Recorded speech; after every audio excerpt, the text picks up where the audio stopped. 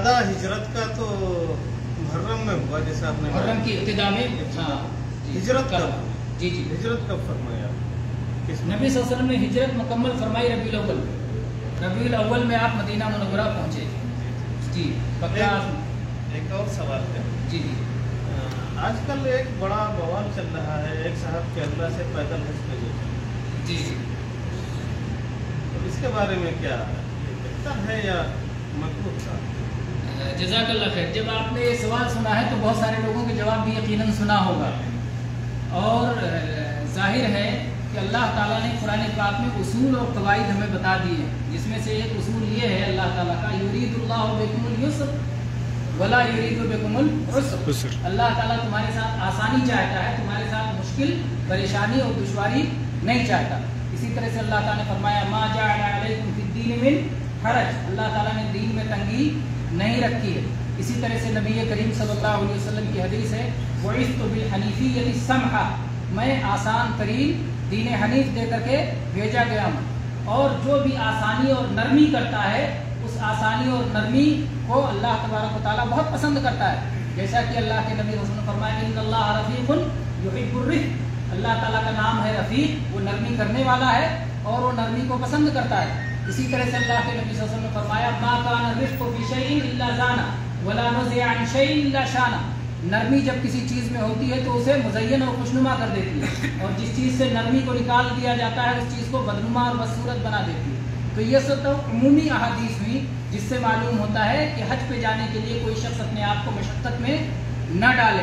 اور مشقت ظاہر بات ہے کہ پیدل چل کے آنا، اور وہ بھی ہزاروں کلومیٹر اور لاکھوں میٹر کہتے ہیں تو بڑھ جائے گا نا، لاکھوں میٹر، اور قدم گن لیں تو اور زیادہ ہو جائے گا، کروڑوں قدم آپ چل کر کے پیدل آئیں. تو یہ اگر کوئی یہ سمجھتا ہے کہ آدمی جتنی تکلیف اٹھاتا ہے اتنے اجر و ثواب ملتا ہے، تو تکلیف کی بنا پر اجر و ثواب نہیں ملتا. ہمارے دین میں اجر و ثواب کس بنیاد پہ ملتا ہے؟ دو بنیادوں پر نا، بڑی ایمان کی بات. ایمان تو ضروری ہے، ایمان کے بغیر کوئی عمل قبول نہیں ہے. ایمان کے بعد دو باتوں پر اجر و ثواب ملتا ہے. ایک یہ کہ وہ عمل آپ اللہ کے لیے کر رہے ہیں، خالص اخلاص کی بنیاد پہ ثواب ملتا ہے، کتنا خالص ہے اللہ کے لیے. اور دوسرے کہ آپ نبی صلی اللہ علیہ وسلم کی کتنی پیروی کر رہے ہیں، اتباع، نبی صلی اللہ علیہ وسلم کی اتباع اور اللہ کے لیے اخلاص کی بنیاد پر آپ کو اجر و ثواب ملتا ہے. تو تھکنے کی وجہ سے زیادہ ثواب نہیں ملے گا. اگر ایک حاجی پیدل سفر کر کے آئے اور زیادہ تھک جائے اور زیادہ مشقت اٹھائے تو زیادہ ثواب پائے گا، ایسی کوئی بات شریعت میں نہیں ہے. شریعت کا اصول و قاعدہ یہ نہیں ہے. اسی طرح سے نبی کریم صلی اللہ علیہ وسلم نے بعض لوگوں کو خاص طور پر پیدل چلنے سے منع فرمایا. اس کی بھی حدیث موجود ہے. کسی مرد کے سلسلے میں یہ بات ہے کہ وہ اپنے دو بیٹوں کے کندھے پر سہارا دے کر کے حج کے لیے جا رہا تھا. یحاذا بین ابنین، اپنے دونوں بیٹوں کے کندھوں پر ہاتھ لے کر کے اسے چلایا جا رہا تھا. اللہ کے نبی صلی اللہ علیہ وسلم نے فرمایا کیا بات، اتنی مشقت سے کیوں جا رہا ہے، اس کو سوار کرا دو. تو لوگوں نے کہا نذر ان یحج ماشیا، اس نے منت مانی ہے کہ پیدل چل کے حج کرے گا. جہاں پیدل چلنے میں اجر و ثواب ہے اسے بیان کر دیا گیا ہے. جانتے ہیں نا ان مسائل کو، جیسے جمعہ کے دن پیدل چل کے جانا جمعہ پڑھنے، عید کے دن پیدل چل کے عیدگاہ جانا، اجر و ثواب اس کا بیان کر دیا گیا ہے. مستحب ہے ماشین، قدموں کے بل چل کے جانا مستحب ہے، لیکن حج میں قدموں پہ چل کے جانا مستحب ہے ایسا کہیں ذکر نہیں آیا ہے. اگر قرآن پاک کی آیت سے استدلال کیا جائے تو استدلال وہ درست نہیں ہوگا، کیونکہ قرآن پاک کی تفسیر اللہ کے نبی صلی اللہ علیہ وسلم نے فرمائی ہے. قرآن پاک میں اللہ تعالیٰ نے فرمایا ابراہیم علیہ السلام کو مخاطب کر کے وَأَذِّن فِي النَّاسِ بِالْحَجِّ يَأْتُوكَ رِجَالًا وَعَلَىٰ كُلِّ ضَامِرٍ يَأْتِينَ مِن كُلِّ فَجٍّ عَمِيقٍ، لوگوں میں حج کا اعلان کر دیجیے. ابراہیم علیہ السلام کو اللہ نے کہا لوگوں میں حج کا اعلان کر دیجیے. یَأْتُوكَ رِجَالًا، لوگ پیدل آئیں گے.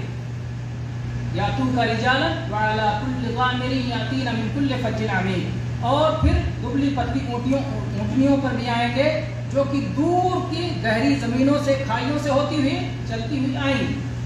تو اس میں پہلے اللہ تعالیٰ نے پیدل والوں کا ذکر کیا. تو اس لیے کوئی کہے کہ پیدل چل کے آنا افضل ہے اس لیے اللہ نے ان کو پیدل ذکر کیا، یہ وجہ نہیں ہے.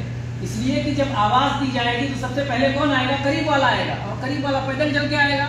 تو معقول کے لحاظ سے بھی سوچا جائے تو پیدل قریب والوں کے لیے، مکہ والے پیدل آئیں گے وہ بھی سواری پہ آ سکتے ہیں لیکن پیدل بھی آ سکتے ہیں. تو जो करीब होगा वो पैदल आएगा, जो दूर से आएगा वो सवारी से आएगा। ये वजह भी हो सकती है। और फिर जब अल्लाह के नबी सल्लल्लाहु अलैहि वसल्लम ने सराहत के साथ मना कर दिया कि मन्नत माना है, फिर भी आपने कहा नहीं कहो सवार होके जाए। एक औरत वो पैदल चल रही थी हज करने के लिए, आपने उससे कहा मुरूहा तर्क, उसे हुक्म दो कि सवार होके चले। तो इस तरह से इस सिलसिले में सरी हदीसें भी, तो गोया उमूमात अदिल्ला जो आम दलाइल हैं, जो शरीयत का उसूल है, कायदा है, मकासिद है, उन बुनियादों पर भी ये दुरुस्त अमल नहीं है। और ख़ास दलील भी मौजूद है कि अमल दुरुस्त नहीं है। लोग बहुत दूर दराज की कौड़ी बाज़ लोग लाते हैं, उन दूर दराज की कौड़ियों को लाने की ज़रूरत नहीं जब हमारे सामने मसला सराहत के साथ मौजूद हो।